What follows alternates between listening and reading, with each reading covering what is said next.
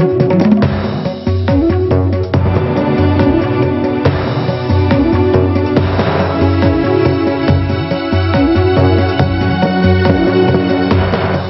मैं रवीश कुमार। 2 साल भी नहीं हुए हैं, लेकिन केजरीवाल सरकार के आज तीसरे मंत्री का इस्तीफा हो गया, उन्हें मंत्रिमंडल से निकाल दिया गया। तो केजरीवाल मंत्रिमंडल में अधिकतम इस्तीफा और अधिकतम निष्कासन की घटनाएं हो रही हैं, और हम बात करने जा रहे हैं न्यूनतम मजदूरी की।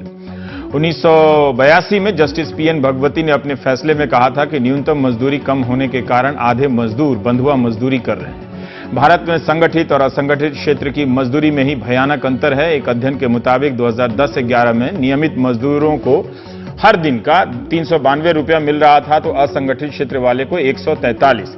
मजदूर संघ भी असंगठित क्षेत्र के मजदूरों की बात जोर शोर से नहीं करते, या सरकार भी ध्यान नहीं देती है, जबकि ज्यादातर मजदूर इसी क्षेत्र से आते हैं। केंद्रीय मजदूर संगठनों ने शुक्रवार से हड़ताल पर जाने की धमकी दी है। उनकी मांग है कि न्यूनतम मजदूरी बढ़ाई जाए। 7वें वेतन आयोग ने केंद्र सरकार ने उस आयोग के बाद न्यूनतम वेतन 18,000 रुपए प्रति माह कर दिया है। कर्मचारी संगठन चाहते हैं कि 18,000 की जगह 26,000 होनी चाहिए, लेकिन इसी 18,000 के आधार पर मजदूर संघ मांग कर रहे हैं कि अकुशल मजदूरों की न्यूनतम मजदूरी 18,000 कर दी जाए। पिछले साल 10 केंद्रीय मजदूर संघों की हड़ताल हुई थी, तब मांग की गई थी कि अकुशल मजदूरों के लिए न्यूनतम मजदूरी की दर 6,330 रुपए महीने से बढ़ाकर 15,000 कर दी जाए। इन संगठनों का दावा है कि इनके 15 करोड़ सदस्य हैं, फिर भी 15 करोड़ लोग अपने लिए 15,000 रुपए की न्यूनतम मजदूरी हासिल नहीं कर सके। पिछले साल न्यूनतम मजदूरी बढ़ी थी, लेकिन सिर्फ 7,098 रुपए हुई, 15,000 नहीं हुई। अब ये संगठन फिर से हड़ताल पर जाने की बात कर रहे हैं। इस बार 15,000 की जगह 18,000 की मांग है। 30 अगस्त को केंद्र सरकार ने न्यूनतम मजदूरी में 350 रुपए रोज कर दिया है बढ़ाकर। अब अकुशल मजदूर की मजदूरी हर दिन 246 की जगह 350 होगी। अगर आप इसे महीने के 30 दिन से गुणा करें तो अकुशल मजदूर की कमाई होती है 10,500 रुपए प्रति माह। दिल्ली सरकार ने हाल ही में न्यूनतम मजदूरी में 50% बढ़ोतरी का ऐलान किया है। ऐलान ही अभी अगर लागू हुआ तो अकुशल मजदूर का पगार 14,052 रुपए, कुशल मजदूर का वेतन 17,033 रुपए, अर्धकुशल मजदूर का दरमाहा 15,471 रुपए। 18,000 तो फिर भी नहीं है, दिल्ली में भी नहीं, लेकिन आसपास के राज्यों में की तुलना में यहां 80 से 100% ज्यादा न्यूनतम मजदूरी है। आप किसी भी अर्थशास्त्री से पूछेंगे तो 2 बातें कहेंगे। आर्थिक असमानता बढ़ रही है दुनिया में, भारत में भी, और बेरोजगारी भी। यह बात वे अर्थशास्त्री भी कहेंगे जो मानते हैं कि भारत की अर्थव्यवस्था तेजी से बढ़ रही है। दुनिया भर में आर्थिक असमानता को लेकर चिंता है, लोगों की कमाई नहीं बढ़ रही है। क्या करोड़ों लोग आज के जमाने में 18,000 रुपए से कम में रह सकते हैं? रहते ही हैं, लेकिन हमें यह भी देखना होगा कि वे किस हालात में रह रहे हैं। गनीमत यह है कि ये लोग ट्विटर पे नहीं हैं, वरना रोज ट्वीट करते कि 15,000 रुपए पर दस्तखत कराते हैं और देते 10,000 भी नहीं है। ये सब ट्वीट अगर ट्रेंड होने लगता तो ट्विटर पर डेमोक्रेसी का मजा सुबह सुबह खराब हो जाता। वैसे आपको अपने सिक्योरिटी गार्ड से लेकर तमाम मजदूरों से पूछने चाहिए कि वे 8,000, 9,000 के वेतन में, वो भी बिना ट्वीट किए, कैसे परिवार चलाते हैं। हम कुछ भी नहीं कर सकते, लेकिन पूछ तो सकते हैं। दुनिया भर में न्यूनतम मजदूरी बढ़ाने की बात हो रही है। इसके बढ़ाने से उद्योग और रोजगार पर क्या असर पड़ेगा? अलग अलग रिसर्च हैं, अलग अलग दावे हैं। कोई कहता है 10% न्यूनतम मजदूरी बढ़ जाए तो 2% रोजगार कम होता है। कोई कहता है बढ़ जाने से मांग में वृद्धि होती है, जीवन स्तर बेहतर होता है, इस तरह की बात होती है। उत्पादकता की बात होती है।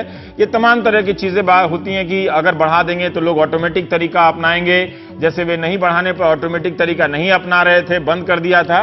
कुछ तर्कों में तुक है, कुछ बेतुके हैं। पूरी दुनिया में यह चुनौती है कि कैसे न्यूनतम मजदूरी बढ़ाई जाए, क्योंकि अब इसके बिना गुजारा नहीं चल रहा है। आप इतनी बड़ी आबादी को कम वेतन पर जीने के नाम पर मरते हुए नहीं देख सकते।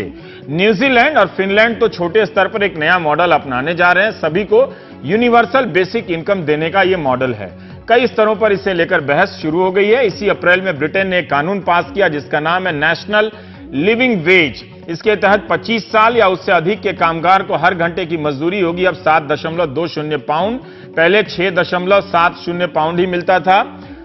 नेशनल लिविंग वेज लागू करने के लिए नियोक्ताओं के लिए कड़ी सजा का प्रावधान है और इसके लिए राष्ट्रीय स्तर पर एक टोल फ्री नंबर दिया गया है जहां मजदूर शिकायत कर सकते हैं।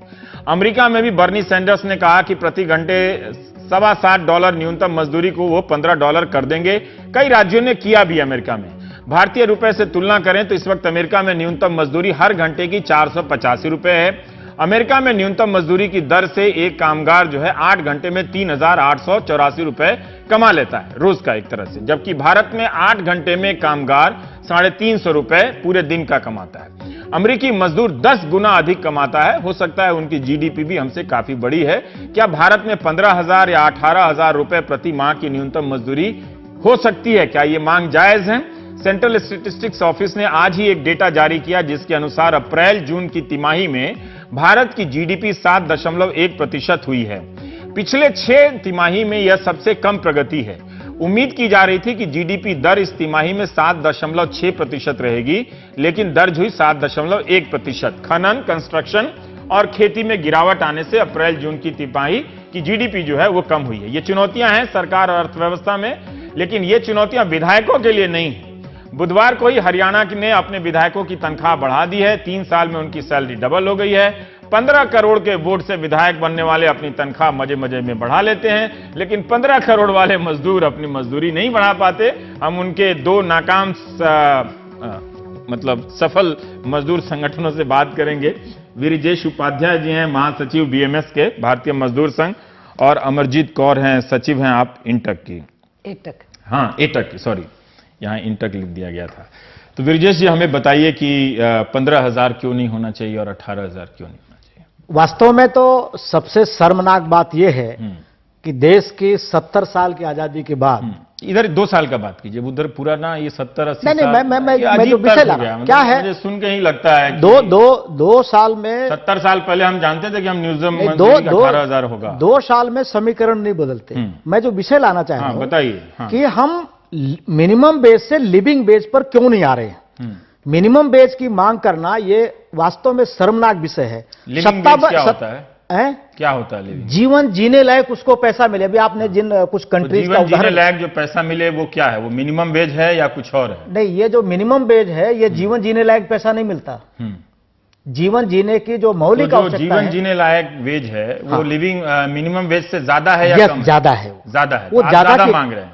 हमारा कहना है कि हर चुनाव में राजनीतिक दल वादे करते हैं। हम बचपन से सुनते आए, इंदिरा गांधी बोलती रही गरीबी हटाओ, फिर हर हाथ को काम मिलेगा, हर खेत को पानी मिलेगा।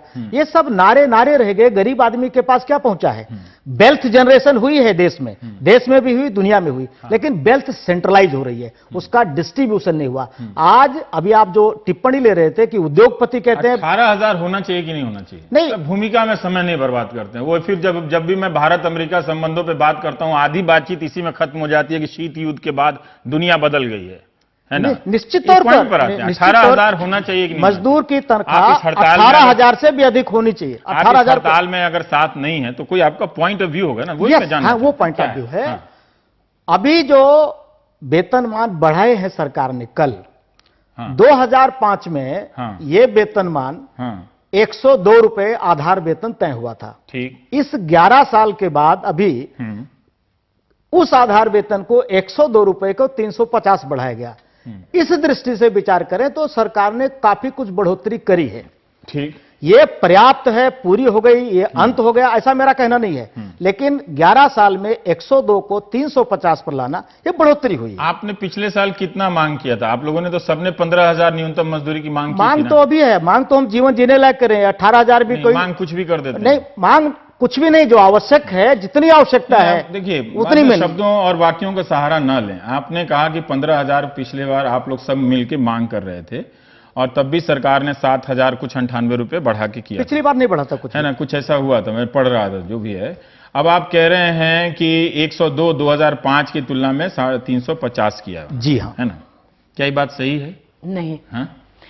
पहली बात तो यह है जो आपने सवाल किया था उसी का मैं कहूं कि इंडियन कॉन्स्टिट्यूशन में लिविंग वेज का कंसेप्ट है, जो फंडामेंटल राइट्स के हिसाब से आदमी को अच्छे से जीने का, डिग्निटी से जीने का। उसके बाद आता है फेयर वेज, वो उससे नीचे है, जिसके ऊपर इंडिया में एक कमेटी भी बिठाई गई थी। उस कमेटी की रिपोर्ट आई थी 50 के दशक में, लेकिन वो भी नहीं हुआ। मिनिमम वेज बिल्कुल नीचे का स्तर होता है, वो सबसिस्टेंस वेज होती है कि आप जिंदा रह सकें। उसमें उसके ऊपर फिर बहस हुई देश में, और जो हमारी 15th इंडियन लेबर कॉन्फ्रेंस थी 1957 में, वो उसने कुछ फार्मूला तैयार किए। उस फार्मूला को बेस माना गया। वो ट्राइपार्टाइट थी, उसमें मालिक भी थे, सरकार भी थी, ट्रेड यूनियंस भी थी। उसके तय होने के बाद हम लोगों की डिमांड चली कि 15th इंडियन लेबर कॉन्फ्रेंस है, इसको इंप्लीमेंट करो। जब सुप्रीम कोर्ट के अंदर चैलेंज करने के लिए गए कुछ मालिक, तो सुप्रीम कोर्ट ने उल्टा उसको सही ठहराने के साथ साथ, ये रप्ताकोस का केस था फेमस, उन्होंने ये कहा कि दिस इज नॉट सफिशिएंट, सिर्फ रोटी खाने के लिए नहीं है, आप 25% अबव टोटल वेज जो आप कैलकुलेट करोगे इस फार्मूले से, उसमें कैलोरी लेवल मानी गई थी, तो आप 25% और दोगे। अब ये जो सारी कैलकुलेशन थी, इसके बेसिस पे हम 15,000 पे पहुंचे थे ट्रेड यूनियन। और जब तक ये आ गया 7th पे कमीशन, तब तक प्राइस इंडेक्स और बढ़ गया। पहुंची थी तब भारतीय मजदूर संघ वाले भी हमारे साथ थे, और हम लोगों ने उस 15,000 के ऊपर सबने मिलके, ये हमारे साथ थे, हमने हड़ताल की, 2 दिन की हड़ताल की फरवरी 2013 में, जब मनमोहन सिंह प्राइम मिनिस्टर थे। जब 2013 से लेके 2015 आया, इस 2 साल में महंगाई बढ़ी, इस बीच में नहीं हुआ।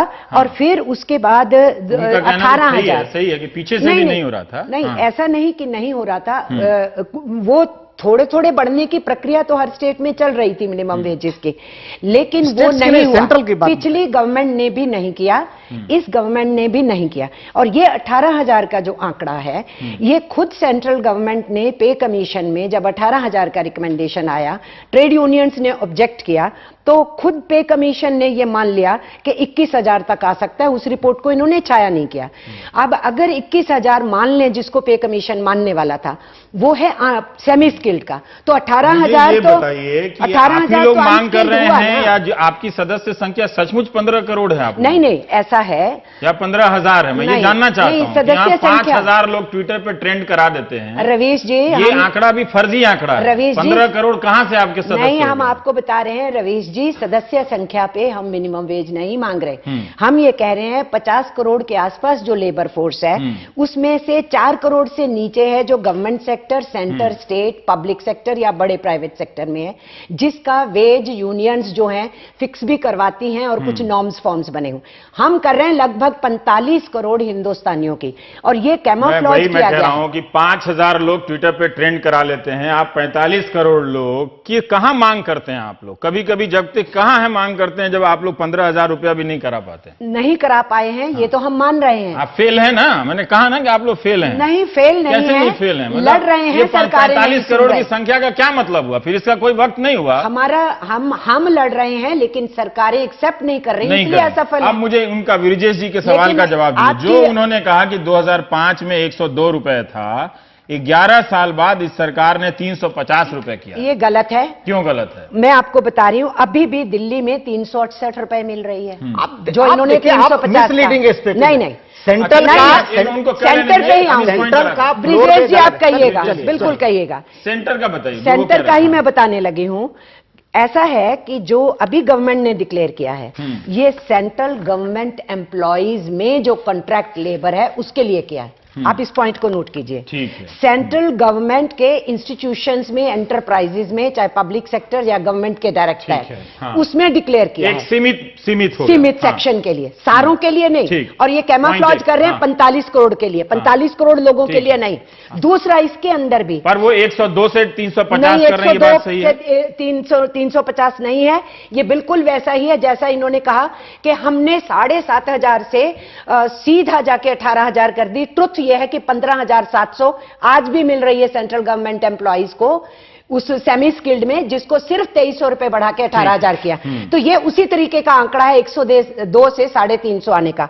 और उसमें भी मैं ये कहूं, खुद सेंट्रल गवर्नमेंट के और पब्लिक सेक्टर के जो एंटरप्राइजेज एंड स्टेट्स में, उनको भी नहीं मिलेगा। ये हमें पता है कि स्टेट में बहुत सारे अंतर हैं, उनको भी नहीं मिलेगा जो सेंट्रल गवर्नमेंट के इंस्टीट्यूशन है। ये समझना चाहता हूं कि अगर ये 45 करोड़ से संबंधित मसला है, तो ये न सड़क से लेकर कहीं दिखाई नहीं देता है। हाँ, वो आप कह सकते हैं। दिखाई नहीं देता, तो हम भी तो इसी समाज में रहते हैं ना, हम भी मिलते जुलते हैं लोगों से, वो दिखाई नहीं देता। रवीश जी, इसको अगर समझने के हिसाब से समझें, तो सेंट्रल गवर्नमेंट ने अभी जो बेस तय किया, इसको बोलते हैं फ्लोर बेस। नहीं, मुझे समझने के लिए ये समझना है कि पिछले साल अगर आप 15,000 पे राजी थे, तो इस साल 15,000 या 18,000 पे राजी क्यों नहीं? ऐसा है, 15,000 या 18,000 पर राजी होने का प्रश्न नहीं है। प्रश्न है, ट्रेड यूनियन आंदोलन में एक मांग पत्र तैयार होता है और सेटलमेंट जो होता है, जो मांगा गया कभी वही सेटलमेंट नहीं होता। हम एक मांग पत्र तैयार करते हैं, नेगोशिएशन होती है, बीच का कोई पॉइंट आता है, तय होता है। क्या आप इस परेशानी में हैं कि भारतीय मजदूर संघ, आरएसएस, अभी देखिए गोवा के प्रमुख को हटा दिया गया कि वो राज्य सरकार की आलोचना कर रहे हैं। ऐसा है, ये आप सब लोगों का क्रिएशन है। हाँ। इस 2 साल में हाँ। भारत सरकार की नीतियां जिनसे मजदूर हित इफेक्ट होता था, सबसे ज्यादा मुखर होकर के आंदोलन किया तो हमने किया। हासिल क्या किया? हासिल, आज ये हासिल हुआ जो बता रहे हैं ना, ये हासिल 350 रुपए। 350 रुपए हुआ, केवल 350 रुपए नहीं है। 350 रुपए के हिसाब से कोई 10,500 नहीं, या तो समझने के लिए समझिए आप, या तो फिर उसके आर्गुमेंट करें। नहीं, आप या तो कहें कि ये पर्याप्त है, 10,500 पर्याप्त नहीं है। आज किसी को 6.5 करोड़ रुपए महीना मिला, वो भी पर्याप्त नहीं है। इसकी कोई सीमा ही नहीं है। अच्छा, आप मजदूरों के लिए कह रहे हैं कि इसकी कोई सीमा नहीं है? इसकी कोई सीमा नहीं है। मैंने इसलिए पहले ही कहा कि 70 साल बाद हम जीवन जीने लायक वेतन नहीं तय कर सके। आपने न्यूनतम मजदूरी से का मसला छोड़ दिया है, अब आप लिविंग वेज के मसले पर बिल्कुल हमारी मांग है। देश में इतनी वेल्थ क्रिएट हो रही है, आर्थिक ढांचा बदला जाना चाहिए, वेल्थ का प्रॉपर डिस्ट्रीब्यूशन हो। जनरल बात है, जनरल बात नहीं, यही वास्तविक बात है। इससे हम भटका कर ले जा रहे हैं। इसलिए अभी आप ये लोग भटका के लेके जा रहे हैं, बाकी निश्चित तौर पर जो पॉलिटिकल पार्टीज के साथ जुड़े हुए लोग काम कर रहे हैं, उनका ऑब्जेक्टिव कभी मजदूर हितों को प्रायोरिटी पर लाना नहीं रहता, पॉलिटिकल इंटरेस्ट प्रायोरिटी पर आए। तो ऐसे लोगों के साथ पिछले साल आपने हाथ क्यों मिलाया? नहीं, जो भी उस रास्ते पर चलते हैं सबके साथ रहते हैं। अच्छा, जो लोगों को बेवकूफ बनाने के रास्ते पे चलते हैं आप उनके साथ रहते हैं? किसके साथ? जो लोगों को बेवकूफ बनाने के रास्ते पे चलते हैं। नहीं, हम जिस मार्ग पर चल रहे हैं उस मार्ग पर कौन कितनी दूर तक हमारे साथ आता है, चाहे वो बेवकूफ बनाने वाला भी आ जाए तो भी वो बेवकूफ पर ज्यादा देर तक नहीं टिकता ना। रवीश जी 2009 से हम सब इकट्ठे, 2009 से, कम साल नहीं है, 7 साल हो गए। और उस 2009 के अरसे से 3 हड़तालें इन्होंने हमारे साथ की जी, ठीक है, मनमोहन सिंह की गवर्नमेंट के दौरान।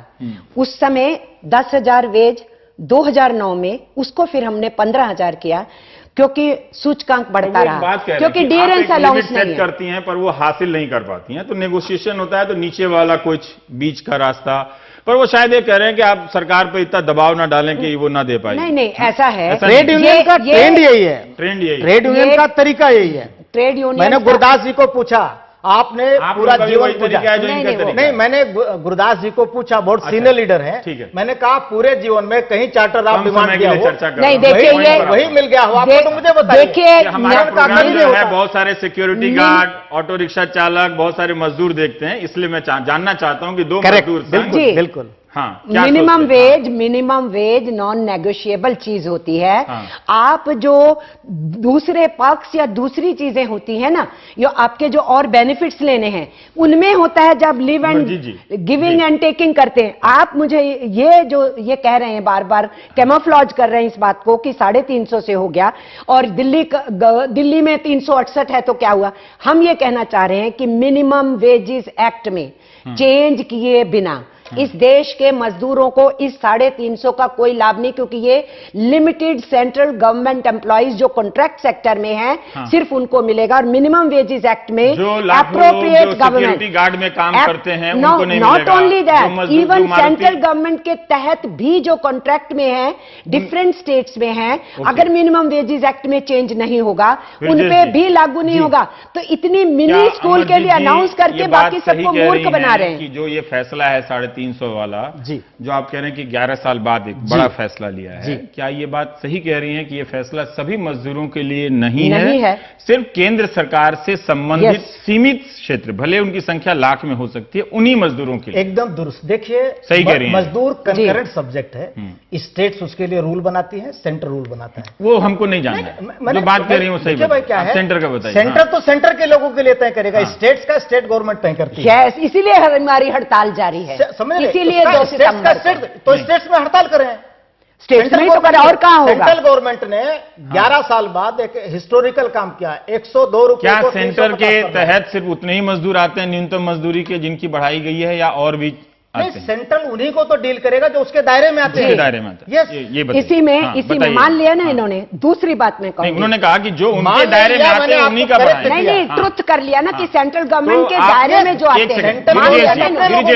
आप कह रहे हैं कि केंद्र सरकार उन्हीं की मजदूरी बढ़ाएगी जो उसके दायरे में आते हैं। जी ठीक, तो क्या राज्य सरकार भी उन्हीं की मजदूरी बढ़ाएगी जो उसके दायरे में आते हैं? ये देखिए, ये कहां लिखा हुआ है? तो फिर प्राइवेट सेक्टर में जो मजदूर हैं उनकी मजदूरी कौन बढ़ाएगा? कानून में नहीं, उनकी न्यूनतम मजदूरी कौन तय करता है? प्राइवेट, वही मैं बताना चाहता हूं, प्राइवेट वो मजदूर जो राज्य सरकार के अदारों में काम करते हैं, उनको राज्य सरकार द्वारा बनाए कानून के मैं प्राइवेट मजदूरों की भी बात कर रहा हूं, वो आप छोड़ रहे हैं। मैं प्राइवेट मजदूर जो स्टेट्स में होते हैं वो स्टेट गवर्नमेंट के रेगुलेशन से डील होते हैं।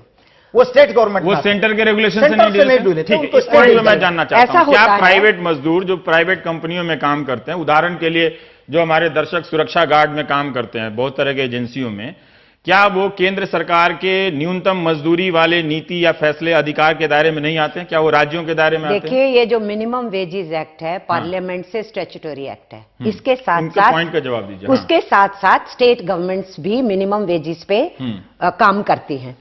अगर सरकार सचमुच जो कह रही है, सब में एक भ्रम फैला दिया गया है कि 350 पूरे देश में हो गया, अब आप हड़ताल में मत जाओ।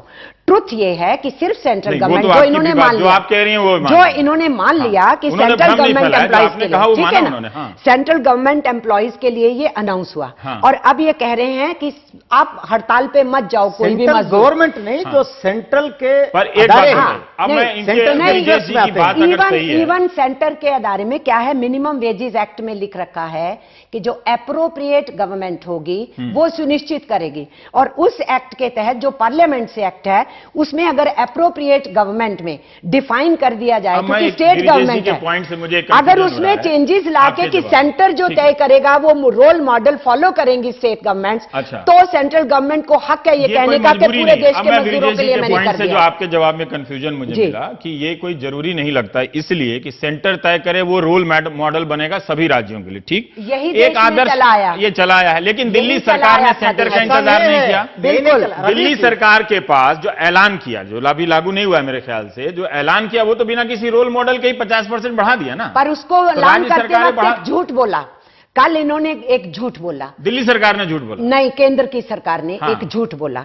झूठ ये बोला कि 29 तारीख को इन्होंने मीटिंग बुलाई सारी सेंट्रल ट्रेड यूनियंस की, इसी मिनिमम वेजेस पे, एडवाइजरी कमेटी की, उसमें सारी ट्रेड यूनियंस बैठी थी। बीएमएस ने भी उनको कहा कि हम नहीं मान रहे जो आप ये कह रहे हो, और बाकी यूनियंस ने भी कहा, और मिनिस्टर उठ के चले गए प्राइम मिनिस्टर से मिलने, वहां कुछ कंक्लूजन नहीं हुआ। और कल फाइनेंस मिनिस्टर ने यह कह दिया कि उस एडवाइजरी कमेटी के रिकमेंडेशन पे। मेरे इस सवाल का जवाब नहीं दिया। जब दिल्ली सरकार जो भी 50% जितना भी बढ़ा सकती है एक राज्य के तौर पर, मैं उनके विरजेश जी के जवाब से क्यों ले रहा हूं, तो बाकी राज्य सरकार, आपका हड़ताल राज्य सरकारों के खिलाफ है या केंद्र के खिलाफ? दोनों के खिलाफ है, दोनों के खिलाफ, क्योंकि 18,000 का आप, छोटी सी बात है रवीश जी, 7th पे कमीशन सेंट्रल गवर्नमेंट कर रही है, ठीक है, सेंट्रल गवर्नमेंट जब 7th पे कमीशन कर रही है, मान रही है कि 18,000 की रिकमेंडेशन उनकी, जिस पे ट्रेड यूनियंस ने ऐतराज जताया, तो सरकार वो कमेटी 21,000 तक माने। अगर ये सेंट्रल गवर्नमेंट के लिए भी कर रहे हैं तो ये 18,000 का नोटिफिकेशन करने वाले। रवीश जी, ये क्या बात है? मिसलीडिंग बात, ये 7वां पे कमीशन आया है, इससे पहले 6 पे कमीशन आ चुके हैं। क्या पे कमीशनों के द्वारा तय किए गए मिनिमम वेज अब तक लागू हुए हैं? वो अलग बात, हुए हैं, अलग सवाल। ये जो मिसलीड, ये तो मिसलीड करने की चला जाएगा, नहीं, आपकी बात सही है, लेकिन आप ही ने कहा सेंट्ल गवर्नमेंट एम्प्लॉइज, मैं आपकी बात कह रही हूँ, सेंट्रल गवर्नमेंट एम्प्लॉइज, ये सेंट्रल गवर्नमेंट एम्प्लॉइज का। भारतीय मजदूर संघ क्या 18,000 15,000 के लिए तैयार है इस वक्त? मुझे लगता है आप तैयार नहीं। भारतीय मजदूर संघ उसकी लिविंग वेज दिया जाए, कुछ और मांग रहे हैं, ठीक है, लिविंग वेज तो 26,000 का ऊपर जाएगी, डिस्ट्रीब्यूशन हो। चलिए हड़ताल के दिन आ जाइएगा आप लोग, फिर बात करेंगे, जरूर। लेकिन ठीक है, आप लिविंग वेज की बात कर रहे हैं, एक बार हम उसमें भी बात कर लेंगे आप जरूर। वो तो बहुत ऊंची है रवीश जी, वो 26,000 से ऊपर जाएगी, 26,000 ये मिनिमम वेज को मान नहीं रहे, 15,000 18,000 मान नहीं रहे हैं। बात ना करो, फिर कोई एक नया लेके आओ। लेकिन ठीक है, अपना अपना लोग सोचे होंगे। बुधवार शाम दिल्ली बीजेपी के नेता नाव लेकर दिल्ली सचिवालय पहुंच गए, नारे लगाने लगे कि अब दिल्ली में ऑड इवन की जगह नावें चलेंगी, वैसे दिल्ली के किनारे यमुना नदी में नाव चलती है, जहां भारत के प्रधानमंत्री और राष्ट्रपति रोज गुजरते हैं। जिन जगहों से उसके ठीक आसपास एक बोट क्लब भी है, वहां भी नावें चलती हैं। पुराना किला के पास नावें चलती हैं, तो दिल्ली में नावें चलती हैं। बीजेपी की केंद्र सरकार जल परिवहन को प्रोत्साहित करने के लिए कानून भी ले आई है और काफी हजारों करोड़ रुपए खर्च कर रही है। भारत में आज भी अनगिनत संख्या में नावें चलती हैं, क्योंकि यह नदियों का देश है।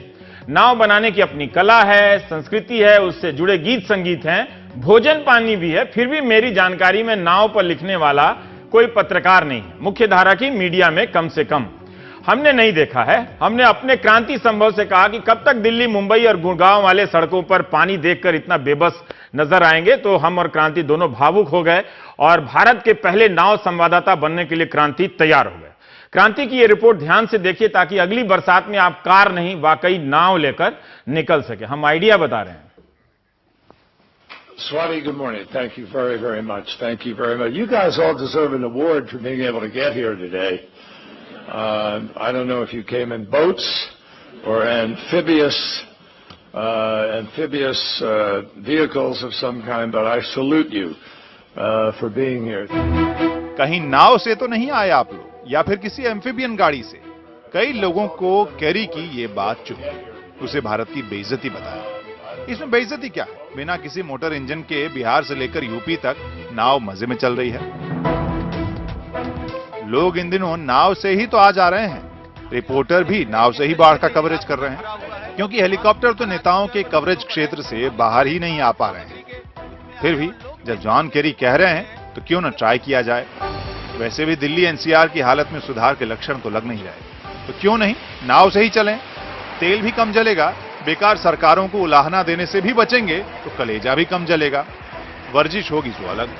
हम सीरियस हैं, आपको तैयार करना चाहते हैं कि आप नाव पर चलें, इसलिए खोल लिया इंटरनेट और करने लगे सर। कौन सी कार या कौन सी मोटरसाइकिल खरीदें, इसका आइडिया तो मैं दे सकता था, लेकिन नाव। अब जिन्हें पता नहीं उन्हें बता दें कि एम्फीबियन सवारी तो वो होती है जो पानी पर भी चले और जमीन पर भी। इसके बारे में पता था कि वो तो मेरे बजट में आएगी नहीं। इंक्रीमेंट की चिट्ठी भी अटकी हुई है।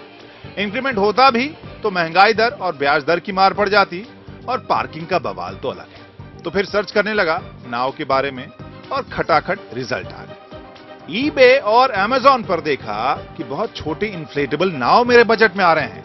809 रुपए से शुरू हो रहे हैं ये। फिर फोटो देखकर लगा कि शायद ये बच्चों के लिए है, तो उससे बड़े भी मिले। 2000 रुपए में थोड़ी बड़ी नाव दिखी, लेकिन मेरे आकार के हिसाब से शायद छोटी निकली। इन्हें आप छाते के साथ अपनी कार की डिक्की में रखकर चल सकते हैं, या बैग में रखकर। जैसे मिंटो रोड या जखीरा में अगर बस डूबने लगे तो खिड़की से बाहर निकलिए और अपनी नाव लेकर चल दीजिए। वहीं इन प्रेमी युगलों को बैठे देखा तो लगा कि ये मेरे साइज के लिए ठीक होगा। 4699 रुपए मात्र, और ये दिखा चप्पू और पंप के साथ भी 5500 रुपए के आसपास। वैसे ऑटो वाले साथियों के लिए भी एक ऑप्शन था। 6999 में 3 सीटर नाव। अपना ऑटो सड़क पर छोड़िए और नाव की सवारी से कमाई शुरू कर दीजिए। अमेज़न और ईबे पर बुक करेंगे तो होम डिलीवरी में नाव भी आ जाएगी। सोचिए, ऐसा कभी देखा था आपने? वहीं अमेज़न पर 4 सीटर नाव भी दिखी। ये शायद कॉर्पोरेट के पैकेज में आ जाएगा। अगर आपको दिक्कत न हो तो कारपूल की तरह नाव पूल का भी आइडिया दे सकता हूं। नया है, मगर नौबत आ जाएगी तो मुझे याद कीजिएगा। अपनी इस खोज पर लगा कि इतने दिन क्यों लगे ऐसी खोज करने में मुझे। क्या इस वजह से कि प्रेरणा जब तक अमेरिकी ना हो प्रेरणा नहीं होती, या फिर ये कि जगजीत सिंह की जगह केरी साहब तब आते तो कागज की कश्ती की जगह मैं असल नाव के बारे में सोचने लगता। खैर, ये सोचने का वक्त नहीं। देखता हूं दिल्ली में चलाने के लिए इसके लिए अलग से नंबर प्लेट तो नहीं लगवानी पड़ेगी। वैसे एक बार ट्रैफिक पुलिस डिपार्टमेंट से भी पता कर लेता हूं चालान कितने कितने का कटेगा। आप भी ट्वीट कर लीजिए, लेकिन पहले यह तय कर लीजिए कि किसे करना है, अरविंद केजरीवाल को या नजीब जंग को। दिल्ली एनसीआर के जल जमाव से क्रांति संभव, एनडीटीवी इंडिया।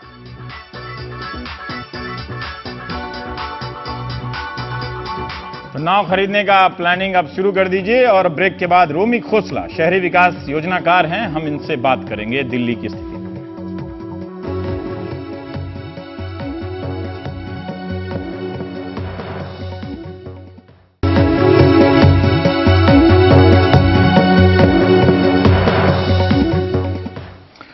भारत के बड़े शहरों के लोगों ने रोज 2-3 घंटे ट्रैफिक जाम में रहना स्वीकार कर लिया, सहर्ष।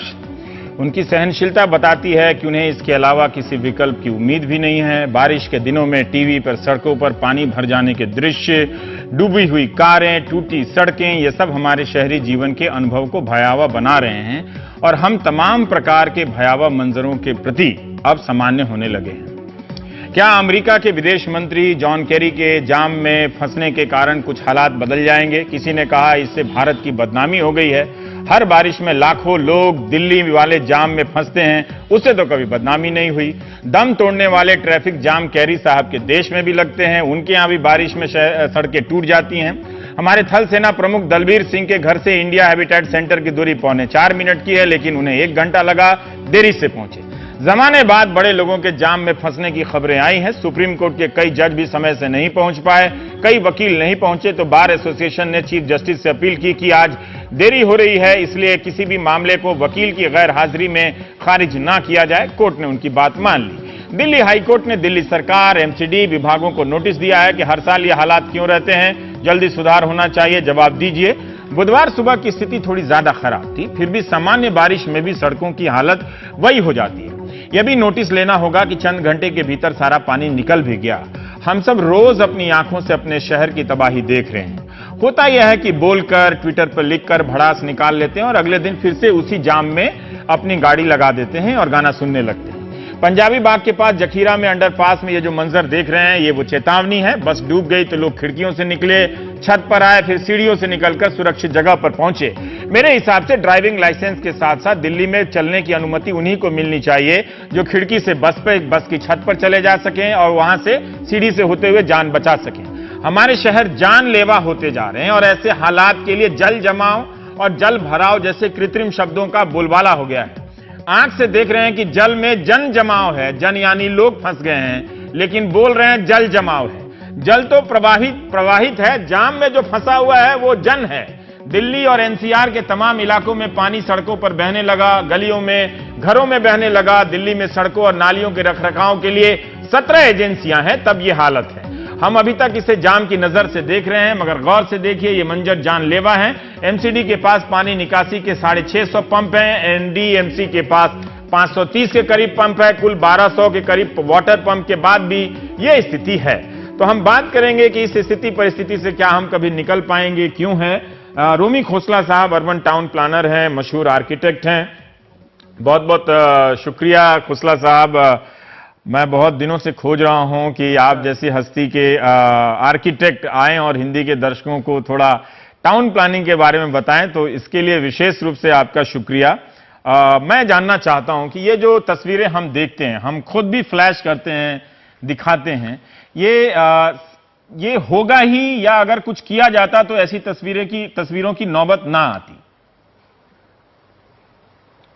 देखिए जी, मैं दिल्ली का नागरिक 50 साल से ऊपर का हूं और आज तक मुझे ये अफसोस होता है कि, और माफ कीजिए मैं एक पुराने जमाने का लफ्ज इस्तेमाल करने वाला हूं, हाकिम कौन है इस शहर का? एनडीएमसी, डीडीए, एएपी, बीजेपी, मुझे तो समझ ही नहीं आ रहा है कि मैं क्या करूं, किसके पास जाऊं, क्योंकि मुझे विश्वास नहीं रहा है सरकार में। मुझे नहीं लगता है कि जिस संख्या में हम फंसे हैं हम इससे निकलने वाले हैं, क्योंकि भविष्य की तो किसी ने बात ही नहीं की है। हम तो तू मैं सरकार चला रहे हैं। क्या होगा जो 4.5 करोड़ निवासी हैं इस नेशनल कैपिटल रीजन के, किसी ने आगे का सोचा ही नहीं है। देखिए आजकल के जमाने में हमारी सरकार ने करोड़ों रुपए खर्च किए हैं सैटेलाइट टेक्नोलॉजी में। सैटेलाइट टेक्नोलॉजी से सब पता लग जाता है, पानी कब आया, कहां से आया, किधर जा रहा है। हमने पूरी कुदरती नाले हैं, रास्ते हैं पानी के, बंद कर दिए हैं। आपको लगता है क्या दिल्ली का पानी सिर्फ दिल्ली से आ रहा है? अरावली से आ रहा है, जमुना से आ रहा है। हमने कहीं सोचा है कि इन रास्तों को बनाना चाहिए, रोकना नहीं चाहिए? तो सरकारों को लेके एक दूसरे से तू मैं करके हमें कुछ नहीं मिलने वाला है। खोसला साहब, अक्सर हम समझते हैं कि ये जो समस्या है इसलिए है कि सालाना नालों की सफाई नहीं हुई है।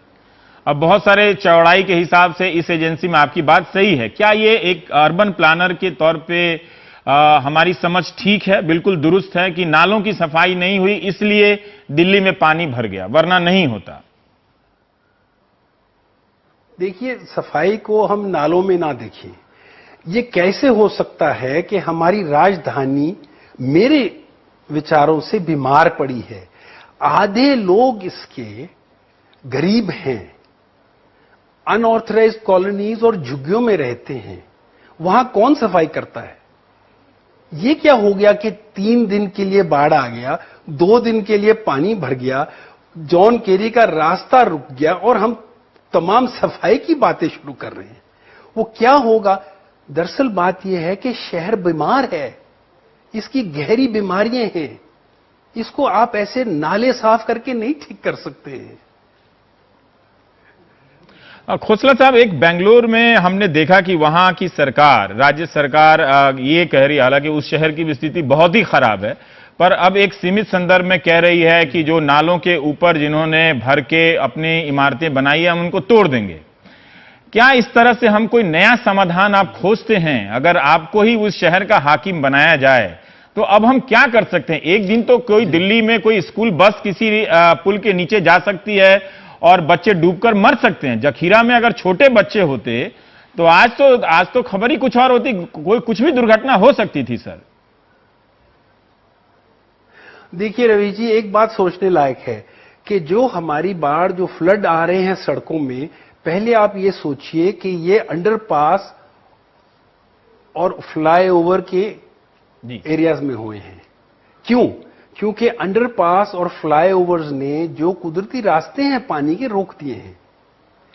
जहां भी आप मेडिकल इंस्टीट्यूट में जाएं या आप मिंटो ब्रिज में जाएं, जहां भी जाएं, एक एनजीओ ने स्टडी की है, उसने देखा है कि तकरीबन 2 हिस्से 3 में पूरे 90 फ्लाईओवर बने हैं। यहां पिछले 5 साल में 25 फ्लाईओवर बने हैं दिल्ली में।